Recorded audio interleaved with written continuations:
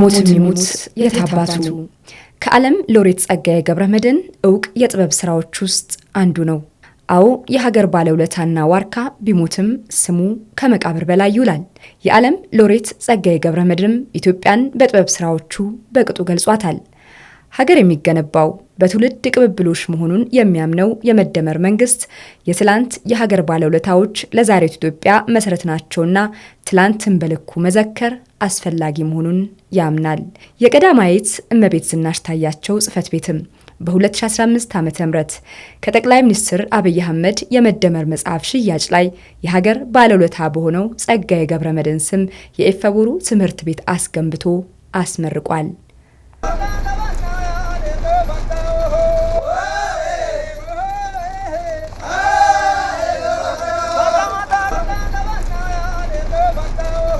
በጣም ትልቁን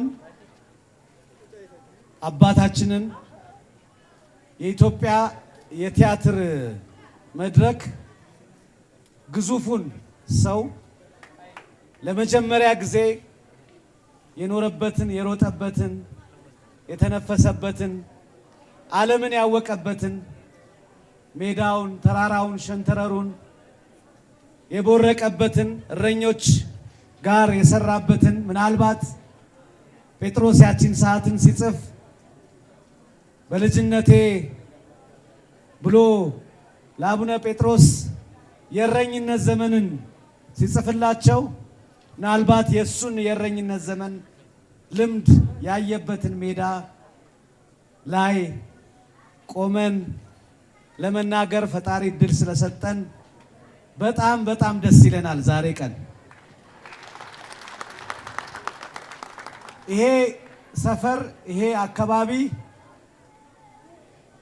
እንግሊዝ ሀገር ቢሆን ኖሮ ስትራትፈርድ አፐን ኤቨን የሚባለው ቦታ ላይ ለዊሊያም ሼክስፒር የተሰራለት ማስታወሻ መዘከሪያ ከዚህ አልፎ ደግሞ በየዓመቱ እንደ ፒልግሪሜጅ እንደ ጉዞ እንደ ዝክር የሚካሄድበት ስፍራ የሆነ የነበረበት ቦታ ነው። አሁን ዛሬ በመምጣታችን ጸጋዬን የሼክስፒር እድል እንዲደርሰው ሞክረናልና ይሄ ትውልድ ይሄን በማድረጉ ሊኮራ ሊደሰት ይገባል። ይሄ ቦታ ከጸጋዬ ሕያው ማስታወሻዎቹ ቅድም ከተጠቀሰው ወይራ ከግራሩ ከዛፉ ከባህር ዛፉ ከሜዳው ባሻገር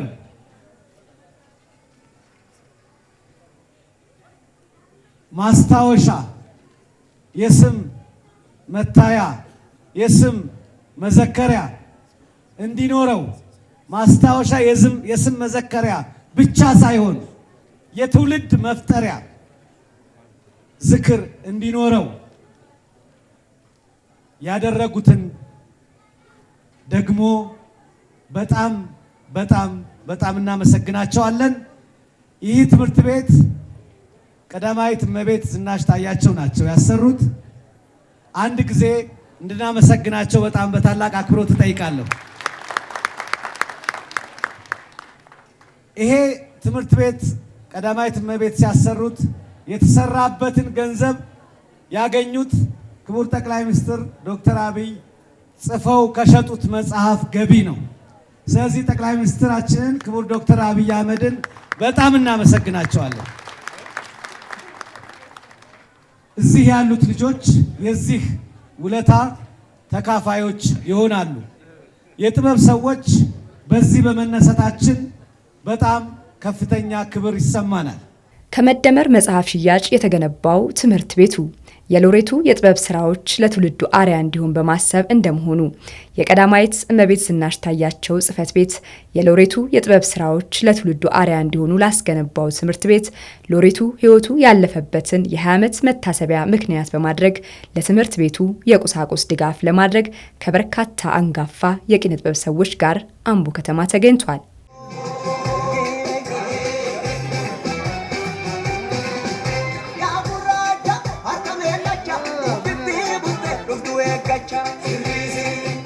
ሙታንን ባሰብናቸው ቁጥር ሕያው ይሆናሉ ይባላል እና ዛሬ እንዲህ አድርገን ማሰባችን እንደገና ሕያው እንዲሆን አጠገባችን እንዲሆን አድርገናል።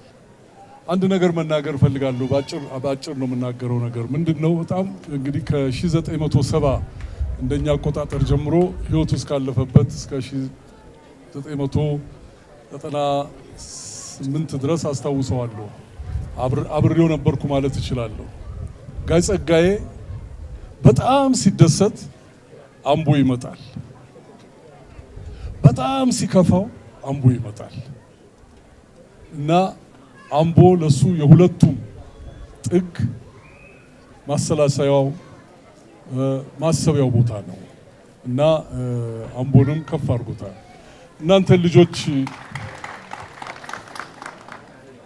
ልጆች ሳይ እንዴት እድለኛ እንደሆናችሁ እንዴት እንደቀናሁባችሁ ልነግራችሁ አልችልም። ጸጋዬ ገብረመድህን ተማሪ ቤት ስለምትማሩ ሎሬት ጸጋዬ ገብረመድህን በቅርብ እናውቀዋለን። እኔ ስመረቅም የመመረቂያ ጽሑፌን የጻፍኩት በሱ ላይ ነው።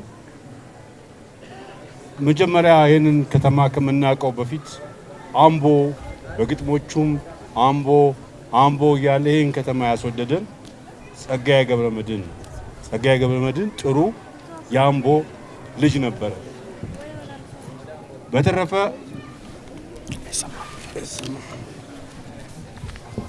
ጸጋዬ ገብረመድህን ለቋንቋም ለኦሮሚያ ቋንቋም ስስ የሆነ ከአማርኛ ጋር እየተቀላቀለ እየተፋጨ እሱ እንደሚለው ሌላ ቋንቋ እንዲፈጠር ጥሩ አማርኛ ራሱ እንዲበለጽግ ሁሉ ያደረገ ሰው ነው። ከዚህ በላይ ኢትዮጵያዊ ነው ጸጋዬ ገብረመድህን። ጸጋዬ ገብረመድህን ኢትዮጵያን ልክ የእናት ያህል ቅርብ እንድትሆን እምዬ እኛ ድሮ የምናውቀው እናት ኢትዮጵያ ሲባል ነው። እርግጥ ግን እምዬ እማማ እማ እያለ በጣም ቅርብ እንድትሆን እና ሁሉም ሰው ውስጥ እንድትገባ ብዙ አስተዋጽኦ ያበረከተ ሰው ነው። የኢፌዴሪ ጠቅላይ ሚኒስትር አብይ አህመድ ትውልድ በእውቀት ይገነባ ዘንድ ትውልዱ በሀገረ መንግስት ግንባታ ውስጥ በእውቀት ላይ ተመስርቶ አበርክቶ እንዲኖረው ከመደመር መጽሐፍ ሽያጭ የሚገኝ ገቢ ትምህርት ቤትና ቤተ መጻሕፍት እንዲገነባበት ማድረጋቸው ይታወቃል። በሎሬት ጸጋዬ ገብረመድህን ስም በኦሮሚያ ክልል አምቦ ከተማ የተገነባው ትምህርት ቤትም የዚሁ አካል ነው።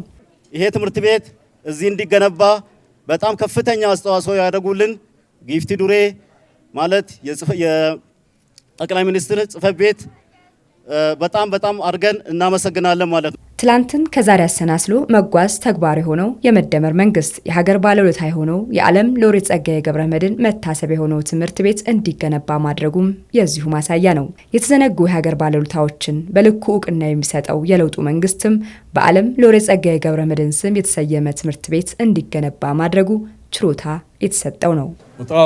በጣም አመሰግናለሁ። እንደዚህ አድርጋችሁ አሳምራችሁ ስላስታወሳችሁት እግዚአብሔር ውለታችሁን ይክፈላችሁ።